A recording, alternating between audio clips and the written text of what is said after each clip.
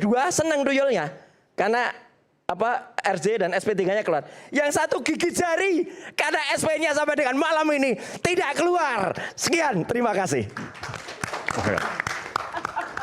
Terima kasih Bang Iman. Kita diajarkan mengenai peradaban dan budi pekerti dari orang tua dan juga dari sekolah kita. Dia katakan ada ceboker, cebok itu kan konotasinya sangat luar biasa kotor. Ya memang congornya begitu. Omong ini nggak boleh ngomong gitu. Jadi, Mas Aiman, saya protes. Ini harusnya boleh ini KPI harusnya protes. Tapi saya ngomong congor boleh. enggak. Loh, nggak boleh kalau ngomong congor itu nggak boleh, Pak. Nggak bisa. Itu bahasa Jawa. Enggak, congor itu bahasa Jawa, artinya mulut yang sangat kasar. Enggak. Ini protes ini KPI harus memprotes tidak. Udah, nggak boleh ini. Ini nggak boleh. Udah. Kalau ceboker boleh. Udahlah. Ini nggak boleh, ini kasar banget ini. Kalau diartikan ke bahasa Jawa itu sangat kasar. Sangat kasar, maka nggak boleh peringatkan. Ini harus diperingatkan. Ceboker itu juga dia harus tarik. Oh nggak apa-apa, nggak ceboker siapa? Nggak ada masalah diganti dia. cingur aja nggak apa-apa. Cingur. Ya, cingur silakan. Cingur. Memang cingurnya begitu. Iya, cingurnya dia begitu. Ya, jadi itulah. Kalau dia mau berkata kasar sama kita, ya dia fine aja. Kalau kita ngomong melawan dia, pasti dia akan teriak-teriak. Inilah ciri-ciri dari Roy Suryo itu. Jadi ada pertanyaan juga, kan dia selalu mengatakan bekas presiden. Wah, saya ada perbandingan bekas narapidana sama bekas presiden. Yang saya mungkin meminta kepada pemirsa, manakah yang lebih baik, manakah yang berguna, dan manakah yang telah berkontribusi untuk negara ini. Bekas napi, bekas narapidana, atau bekas presiden. Pembohong itu, jelas Kan itu pembohong. Ya. Nggak negarawan. Jadi kamu di juga sini apa? Kita lihat ya? apa yang dilakukan ya selama ini oleh Roy Suryo itu ya itu hak dia, silakan saja. Tapi kan pemirsa ataupun publik yang menilai apa yang dilakukan itu. Saya kembali lagi, bekas napi atau bekas presiden yang telah membangun negara ini selama 10 Ngomong tahun aja salah. dan telah memberikan kontribusi yang luar biasa. Terminologinya salah. Napi itu masuk melawan LP, masuk lembaga pemasyarakatan. Jadi siapa yang pernah masuk lembaga pemasyarakatan? Terima kasih. Wassalamualaikum. Pergerakan biasa. Bang Egy dan kawan-kawan termasuk Arief. Kemudian masuk gerakan menuju Solo, kediaman Pak Jokowi dan Gajah Mada. Di sini mulai masuk, dan sehingga mereka melihat ada eksklusivitas di sini. Kok lain ya, iramanya begini, jari kita begini, kok gayanya begini. Ketika ada pertemuan dengan pihak Rektorat Gajah Mada, di situ ada satu lawyer yang ngomong kepada Rismond. Bahkan juga ketika selesai gelar perkara di Bareskrim, mengatakan sudah akui saja bahwa ijazah itu sebut aja palsu. Itu ada. Itu siapa yang? Dan itu ada yang menyampaikan. Itu ngomong kepada Rismond. Di antara yang hadir di situ ini orang menyampaikan kepada Rismond. Dengarin aja.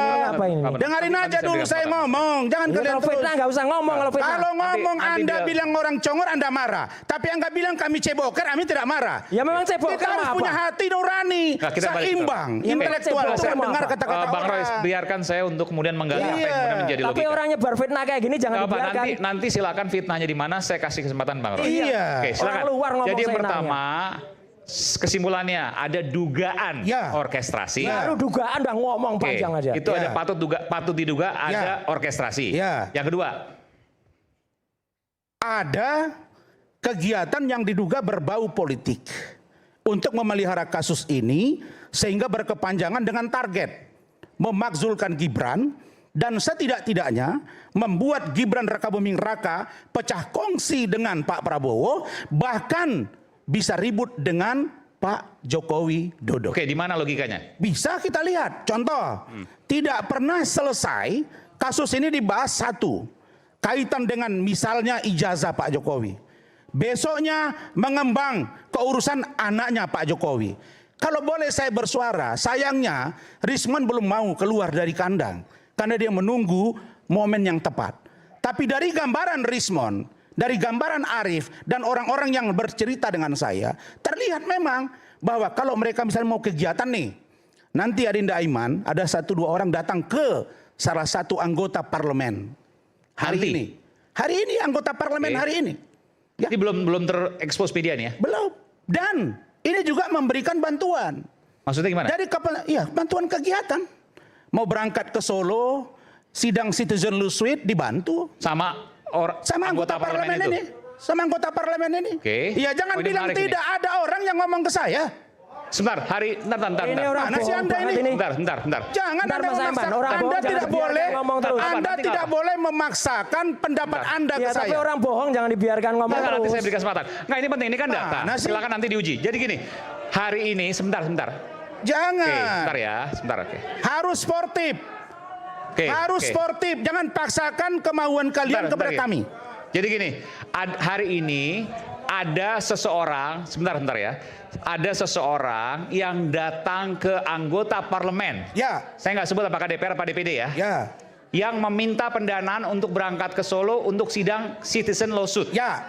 Dan itu dibantu. Dibantu dan oleh- sering berdiskusi. Bahkan sebenarnya Nggak, kalau soal membantu, apakah itu bagian dari lo orkestrasi? kelihatan dari cerminannya dia di mana selama ini. Wah, dah. Standing position orang itu di mana selama ini. Uang yang mengalir di dalamnya. Diduga ada mengalir dan itu dipegang oleh seseorang yang itulah orang yang menunjuk para lawyer termasuk litigasi non litigasi.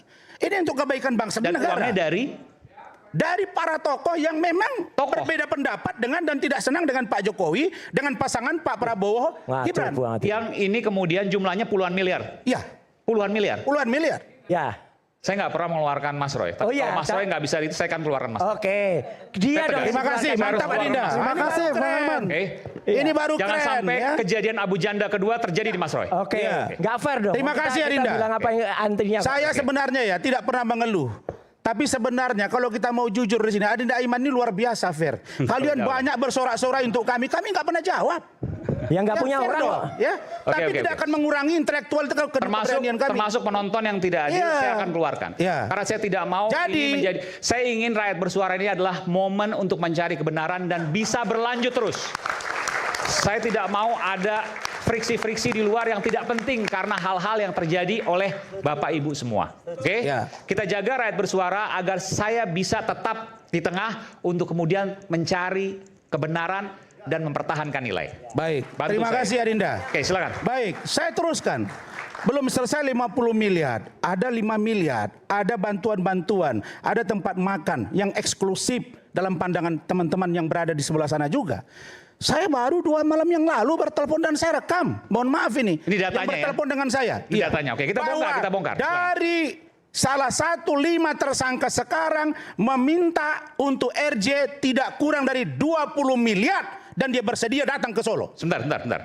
Jadi ada orang, satu tersangka. Dari 5 tersangka sekarang. Oke, minta 20 miliar. Menyampaikan kepada seseorang, orang itu menyampaikan kepada saya, minta 20 M untuk RJ.